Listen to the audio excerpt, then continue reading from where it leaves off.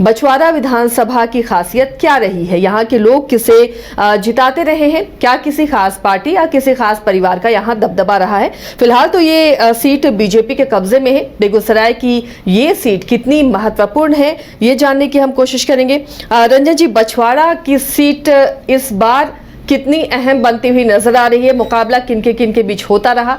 Seat का मिजाज क्या रहा है? बछवाड़ा की सीट इस बार बहुत महत्वपूर्ण हो सकती है। क्यों हो सकती है, ये हम लोग थोड़ी देर में बातचीत में उसे साफ करेंगे। लेकिन पहले बता दें कि जो बछवाड़ा की सीट है वो 1951 में अस्तित्व में आई। पहले ये मुंगेर जिला में था, लेकिन फिर बाद में जब बेगूसराय जिला बना तब फिर जो है बछवाड़ा की सीट बेगूसराय जिले के अंतर्गत आती है। यहाँ पर अगर आप मुकाबले की बात करें तो जो एक चीज़ देखने को मिलती है कि यहाँ कांग्रेस और कम्युनिस्ट के बीच में एक मुकाबला जो है वो काफ़ी समय तक चलता रहा। और अगर आप 1990 में आ जाएं तो इन दोनों दलों के एक एक व्यक्ति के बीच जो है ये मुकाबला जो है वो सिमटता दिखा था। आपको राय जी और भाई जी, तो इन दोनों के बीच मुकाबला होता था।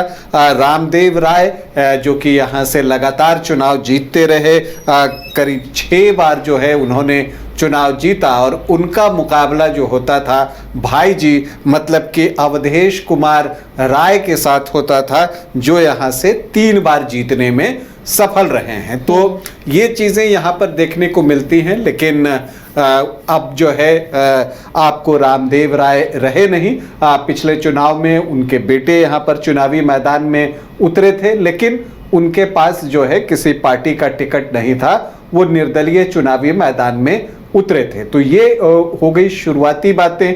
अब अगर हम यहाँ के चुनाव पर नज़र डालें तो जो अभी तक स्थिति है, 17 चुनाव यहाँ पर हुए हैं, जिसमें कांग्रेस 8 बार इस सीट को जीतने में कामयाब हुई है। सीपीआई 4 बार इस सीट को जीती है, जबकि बीजेपी, आरजेडी, निर्दलीय, एसएसपी और पीएसपी को एक एक बार ये सीट जो है वो मिली है। जैसा मैंने कहा, व्यक्तियों की बात करें तो जो 2 प्रमुख व्यक्ति हैं, रामदेव राय 6 बार और अवधेश राय 3 बार जो है वो चुनाव जीतने में यहाँ से सफल रहे हैं। अब आखिरी 3 चुनाव की हम बात कर लें तो देखते क्या है कि 2010 में सीपीआई के टिकट पर अवधेश कुमार राय ही चुनाव लड़ रहे थे, और यहाँ पर जो है उनके सामने रामदेव राय भी मुकाबले में थे। लेकिन यहाँ पर जो आपको अरविंद कुमार सिंह निर्दलीय चुनावी मैदान में उतरे थे और उनको दूसरा स्थान मिला, और जीत मिली अवधेश कुमार राय को। एलजेपी के जो प्रत्याशी थे वो 3री पोजीशन पर चले गए थे, रामदेव राय 4थी पोजीशन पर चले गए थे, और बीजेपी की वंदना सिंह 5वीं पोजीशन पर थी। तो ये 2010 की बात हुई। 12,087 वोटों से जीत हासिल की थी अवधेश कुमार राय ने। फिर 2015 आता है और यहाँ पर कांग्रेस, आरजेडी और जेडीयू का गठबंधन होता है। तो ये सीट जो है रामदेव राय को दे दी जाती है, और जब रामदेव राय को ये सीट मिलती है तो सामने उनके पुराने प्रतिद्वंद्वी अवधेश कुमार राय ही थे। लेकिन चूंकि महागठबंधन से लड़ रहे थे रामदेव राय, उन्होंने जो है वो जीत हासिल की। एक मुकाबला हुआ वहां पर। हालांकि यहाँ पर जो अवधेश राय हैं वो 3रे स्थान पर छूट गए। रामदेव राय जो हैं वो जीतने में सफल रहे, उनको 45.83% वोट मिले। 73,983 वोट उनको मिले। और यहाँ पर अरविंद कुमार सिंह एलजेपी के टिकट पर चुनावी मैदान में उतरे और उनको 37,052 वोट जो है वो मिले। 3रे पोजीशन पर अवधेश राय रहे और 4थे पर निर्दलीय सुभाष कुमार ईश्वर रहे, जिनको 7,296 वोट मिले। तो फिर यहाँ पर रामदेव राय की जीत हुई। लेकिन 2020 का चुनाव जब आया तब तक रामदेव राय जो है वो दिवंगत हो चुके थे, तो उनके बेटे को टिकट नहीं मिला और ये सीट जो कांग्रेस के पास थी वो उनके हाथ से निकल गई और सीपीआई से चूंकि गठबंधन हो गया था, महागठबंधन में सीपीआई आ गया था और अवधेश कुमार राय यहां से लगातार चुनाव लड़ रहे थे, तो अवधेश कुमार राय ही महागठबंधन के टिकट से चुनावी मैदान में जो है वो उतरे।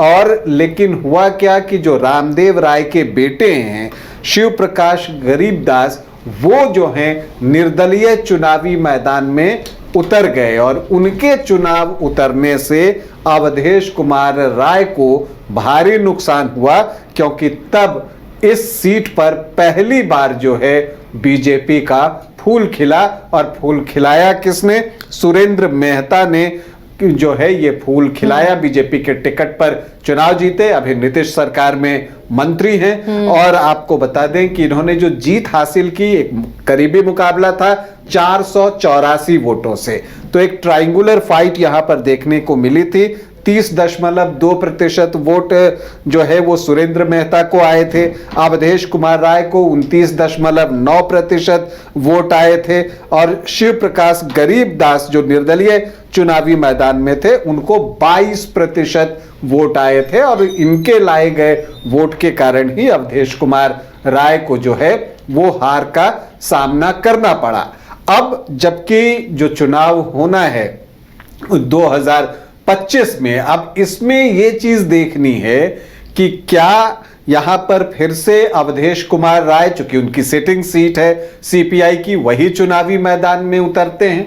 वैसे चर्चा जो है वो कन्हैया कुमार की भी हो रही है, क्योंकि बछवाड़ा में भूमिहार वोटर्स की संख्या बहुत अच्छी है, तो इस वजह से जो है ये चर्चा हो रही है कि कन्हैया कुमार चुनावी मैदान में उतर सकते हैं। और उनका पलायन रोको नौकरी दो का अभी एक कार्यक्रम भी चला जिसमें बड़े बड़े नेता आए, तो उसको लेकर एक चर्चा है कि हो सकता है कि कन्हैया कुमार यहां से चुनावी मैदान में उतरे। लेकिन बड़ा सवाल यह होगा कि क्या सीपीआई अपनी सिटिंग सीट छोड़ेगा, ये एक बड़ा सवाल है। दूसरा बड़ा सवाल है कि क्या लालू प्रसाद यादव और तेजस्वी यादव कन्हैया कुमार के नाम पर बछवाड़ा में सहमति देंगे, क्योंकि उसी पर सारा कुछ निर्भर करना है। और तीसरी बात है कि जो रामदेव राय के बेटे हैं शिव प्रकाश गरीबदास,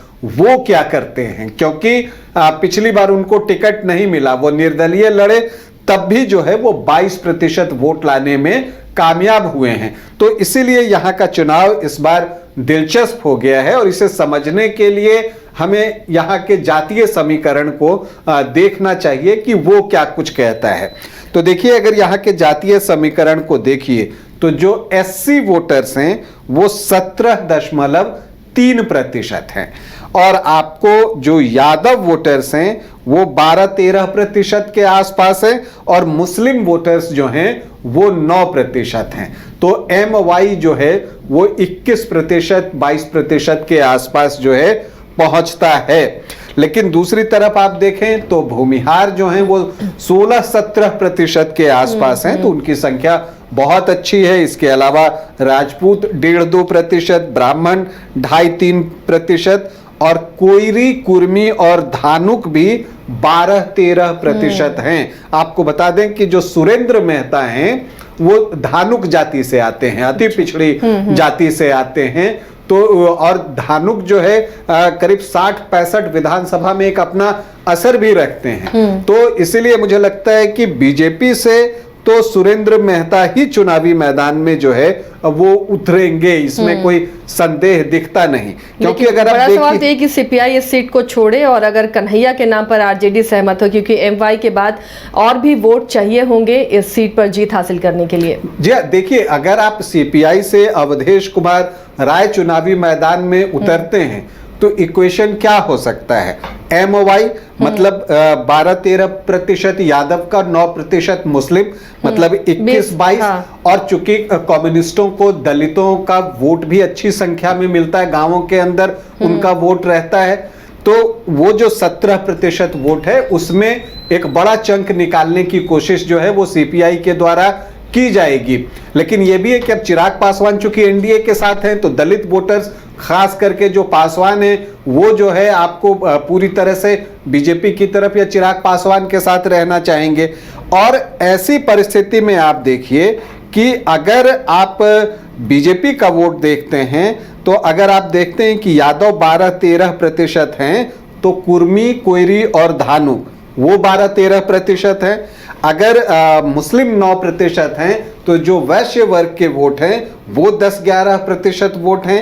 और आपको जो दलित वोट है वो चिराग पासवान के एनडीए में रहने के बाद जो है वो बीजेपी की तरफ भी उसका एक हिस्सा आना ही आना है। तो वहां वोटों का बंटवारा है। और इसके बाद सामान्य जातियां बच जाती हैं, जिनमें कि भूमिहार जो हैं वो सबसे महत्वपूर्ण है, 16-17%, राजपूत 1.5-2% और ब्राह्मण जो हैं वो 2.5-3% आ जाते हैं। तो ऐसी परिस्थिति में समीकरण जो है, अगर आमने सामने की लड़ाई होती है तो फिर एनडीए का मजबूत दिखता है।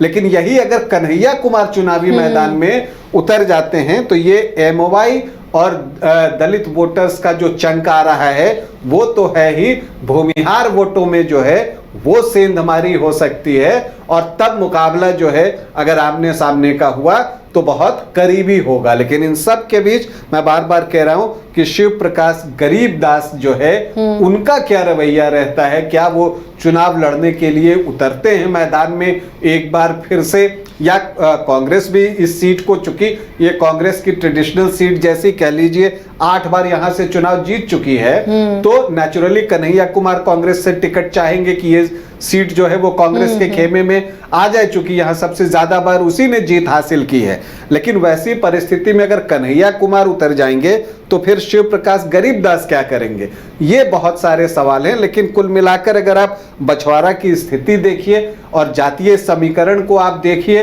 तो कन्हैया कुमार चुनावी मैदान में उतरते हैं तो आमने सामने की जो लड़ाई होगी वो बहुत घनघोर होगी, क्योंकि कन्हैया कुमार जो है एक नेता के रूप में उनकी एक अपनी अलग पहचान भी है, पार्टी में भी इन दोनों उनको महत्व मिल रहा है। दूसरी तरफ अवधेश राय और एनडीए जब चुनावी मैदान में उतरते हैं तो सुरेंद्र मेहता के उतरने का भी एक असर है, चूंकि धानुक जाति के विधायक हैं तो एक मुश्त जो अति पिछड़ी जातियां हैं उनका वोट जो है वो इनकी तरफ जा सकता है, प्लस सामान्य जाति के वोट जो हैं वो भी इनको मिल सकते हैं बीजेपी के नाम पर।